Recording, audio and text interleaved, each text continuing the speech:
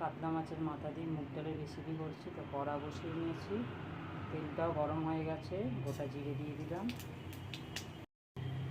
দিয়ে দেবো এর মধ্যে কাঁচা লঙ্কা ফাটিয়ে দিয়ে দিলাম, তেজপাতা দিয়ে দিলাম, এটা ভালো করে একটু নেড়ে নেবো। ছিঁড়েছিলাম সেটা দিয়ে দিলাম, দিয়ে এটাকে ভেজে নেবো এটাকে মশলাটাকে।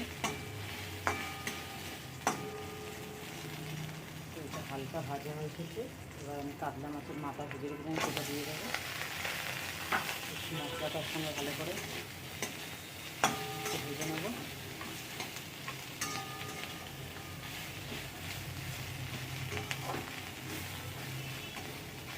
মশলাটার সঙ্গে ভাজা হয়ে গেছে, এবার আমি মিশন সেদ্ধ করে রেখেছিলাম সেটা দিয়ে দিলাম, ভালো করে নেড়ে নেবো। মধ্যে আমি দিয়ে দেবো পরিমাণ মতন হলুদ, দিয়ে দেবো পরিমাণ মতন, নেড়ে নেবো।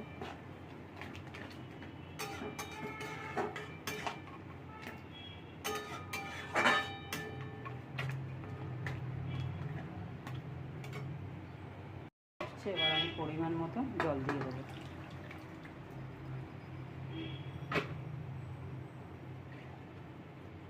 এটা ফুটে যেতে দেবো, আর একটু ফুটে যাক, এটা জল ফুটে গেছে, ডালটাও সেদ্ধ হয়ে গেছে।